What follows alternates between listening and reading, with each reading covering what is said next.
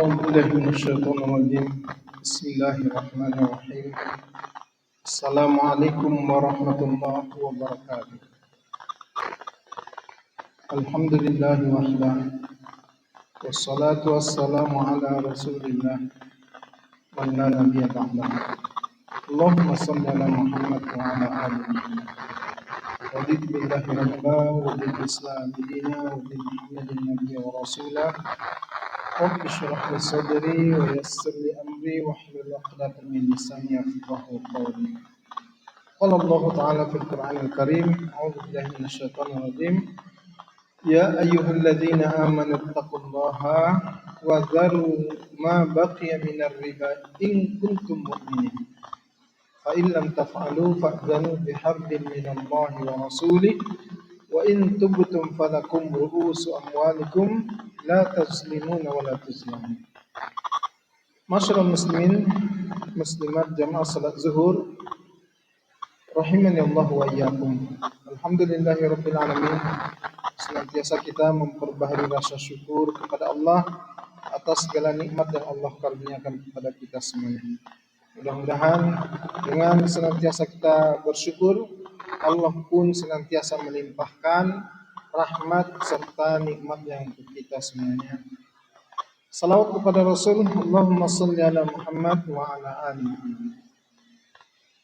Bapak dan Ibu saudaraku, beberapa waktu yang lalu saya mengikuti festival ekonomi syariah. Dalam kegiatan itu, Otoritas Jasa Keuangan merilis data yang berkenaan dengan tingkat literasi umat Islam dan juga inklusi umat Islam terhadap keuangan syariah.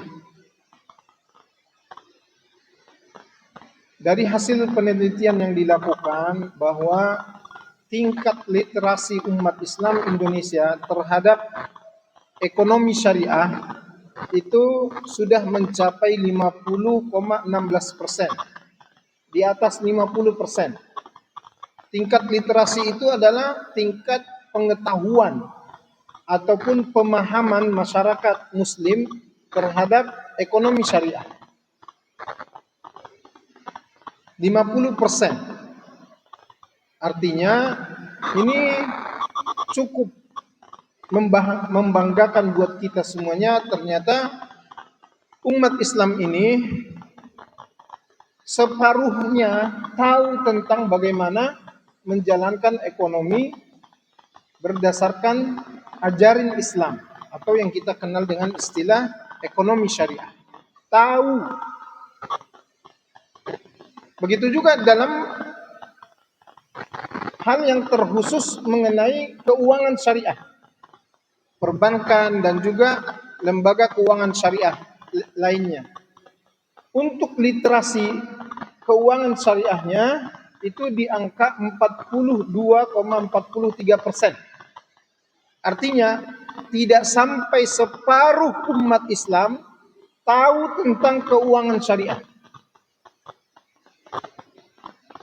Tapi mencapai 42%. Inilah hasil daripada dakwah-dakwah tentang ekonomi dan muamalah secara Islam yang terus-menerus kita sampaikan, atau mungkin kesadaran masyarakat untuk mencari tahu tentang keuangan syariah, bisnis syariah, dan yang lain-lainnya, atau umat Islam yang sudah banyak juga mungkin diantaranya yang sudah tertarik dengan pengajian-pengajian yang berkenaan dengan muamalah Islam.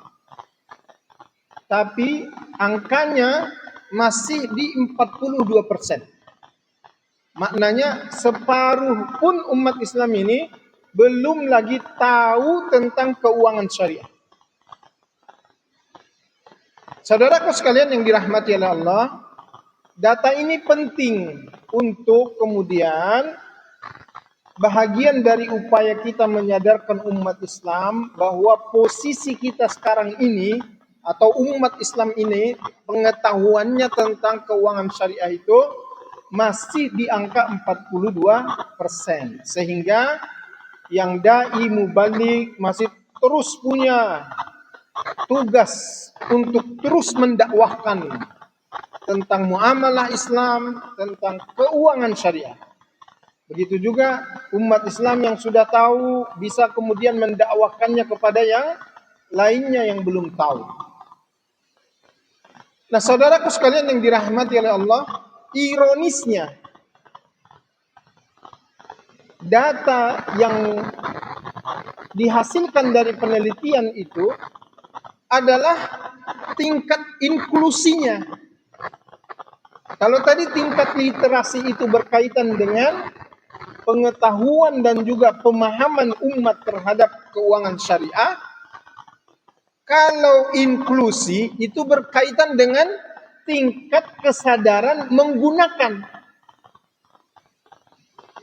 Artinya umat Islam yang sudah pakai bank syariah, yang sudah pakai BMT, Baitul Mal wa Tamwil, atau koperasi simpan pinjam dan pembiayaan syariah, atau kalau dia asuransinya asuransi syariah, atau kalau dia berbisnisnya syariah. Tingkat inklusinya berdasarkan penelitian itu kita baru di angka 13%. Padahal tingkat literasinya sudah sampai 42%. Artinya kalau kita kumpulkan 100 orang Islam, lalu kita tanya, kamu sudah nabungnya di syariah apa belum? Maka yang jawab iya hanya 13 orang. Sisanya 87 orang itu mengatakan belum. Ini adalah ironi bahwa sesungguhnya ajaran Islam adalah kita ketahui sebagai ajaran yang kafah, sudah mengatur seluruh aspek dan sisi kehidupan kita, termasuk dalam hal ekonomi, termasuk dalam hal transaksi keuangan. Bukan berarti ketika kita bicara tentang perbankan, ajaran Islam tidak hadir dalam urusan perbankan itu. Bukan berarti ketika kita bicara tentang bisnis, ajaran Islam tidak hadir dalam bisnis itu. Ajaran Islam ini adalah satu sistem kehidupan yang mengatur keseluruhan tentang hidup kita. Kalau bahasa Al-Qur'annya surat Al-An'am itu Allah mengatakan, "Ma farratna fil kitabi min syai'." Tidaklah sesuatu apapun kami lupakan di dalam Al-Qur'an itu. Artinya apa? Semua tentang persoalan hidup kita ini, Bapak Ibu Saudaraku sekalian, sudah diatur oleh Allah. Maka kalau kita dalam hal ekonomi, jalankan ajaran Islam dalam ekonomi. Kalau kita dalam transaksi keuangan, jalankan ajaran Islam dalam transaksi keuangan kita. Bagaimana ajaran Islam yang hadir dalam transaksi keuangan? Hindari semua bentuk transaksi yang diharamkan oleh Allah Subhanahu wa taala, baik itu terkait dengan transaksi riba yang oleh Allah secara rinci tahapan pengharaman riba itu ada dalam Al-Quran. Mulai dari surat Ar-Rum 39, lalu kemudian disusul surat An-Nisa 160 sampai 161, kemudian disusul lagi ayat dalam tahap berikutnya Ali Imran ayat 130, lalu kemudian ayat riba yang terakhir turun di surat Al-Baqarah ayat 275 sampai 281. Di antara ayat itu, ayat yang terakhir itu, Allah sudah dengan tegas mengatakan bahwa Allah halalkan engkau berjual beli, Allah haramkan engkau melakukan transaksi riba. Ahallallahu al-bai' wa harramar riba. Bahkan tidak hanya sekedar secara hukum Allah sampaikan di ayat itu, konsekuensi bagi pelaku riba dijelaskan oleh Allah dengan begitu dahsyat. Alladzina yakuluna riba, orang-orang yang sewaktu di dunianya selalu memakan harta hasil riba. La yakumuna illa kama yakumul ladzi yatakhabbathu syaitanu minal mas. Nanti kelak di akhirat mereka tidak dibangkitkan oleh Allah kecuali cara bangkitnya seperti kerasukan setan. Ini Allah yang menyatakannya. Dzalika bi annahum qalu innamal bai'u mislur riba. Yang demikian itu karena mereka sewaktu di dunia mengatakan dan beranggapan bahwa jual beli itu sama saja dengan riba. Padahal jual beli, berdagang, berbisnis beda dengan riba.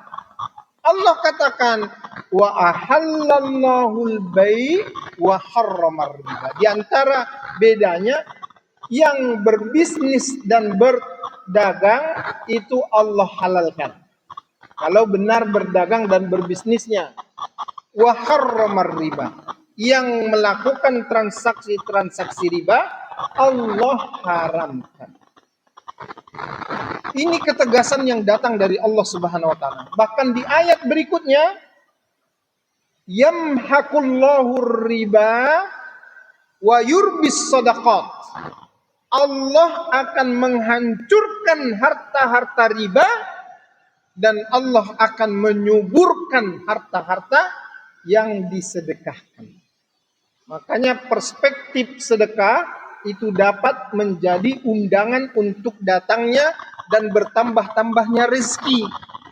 Kata Nabi, ma naqusat shadaqatun min malin. Tidak akan berkurang harta yang disedekahkan, bahkan dia akan bertambah dan bertumbuh. Lain halnya dengan riba. Yamhaqullahu riba. Allah hancurkan harta-harta riba. Bahkan di ayat 279-nya Allah mengatakan bahwa sesungguhnya transaksi riba itu adalah pertaruhan iman. Allah katakan, ya ayyuhalladzina amanu taqullaha wa dharu ma baqiya minar riba. Hai orang-orang yang beriman, bertakwalah kamu kepada Allah, jauhi olehmu harta-harta yang dihasilkan dari riba. Transaksi-transaksi riba. Akhir ayatnya, in kuntum mu'minin, jika kamu benar-benar beriman. Artinya apa itu? Ayat ini seakan-akan menyatakan ketegasan bahwa salah satu pertaruhan iman kita adalah ketika kita dihadapkan dengan transaksi-transaksi riba, kita masih tergiur untuk ikut-ikutan riba atau tidak. Kalau masih, berarti bermasalah iman. Kalau sudah tidak lagi, berarti akan semakin bersih, baik iman. Bapak Ibu Saudaraku sekalian yang dirahmati oleh Allah, tingkat inklusi keuangan syariah yang hanya 13% ini menjadi PR buat kita semuanya untuk menyadarkan diri kita, menyadarkan keluarga kita, menyadarkan jiran tetangga kita agar berislam secara kafah, termasuk dalam persoalan keuangan. Jangan di masjidnya Islam, tapi pada saat transaksi keuangannya riba. Riba tidak Islam. Jangan di masjidnya Islam, tapi saat berdagangnya melakukan kecurangan-kecurangan. Kecurangan bukan ajaran Islam. Mempermainkan harga bukan ajaran Islam. Menipu, membohongi konsumen bukan ajaran Islam. Maka semua perkara yang dilarang mesti kita jaga untuk tidak melakukannya dalam persoalan-persoalan transaksi dan muamalah duniawi kita. Insya Allah dengan begitu terjaga kesempurnaan Islam kita dengan ketaatan kepada seluruh yang disyariatkan oleh Allah Ta'ala. Aku qouli hadza wa astaghfirullah li wa lakum. Subhanakallahumma bihamdika asyhadu an la ilaha illa anta astaghfiruka wa atubu ilaik. Nasrun minallahi wa fathun qarib. Wa basyiril mu'minin. Wassalamualaikum warahmatullahi wabarakatuh.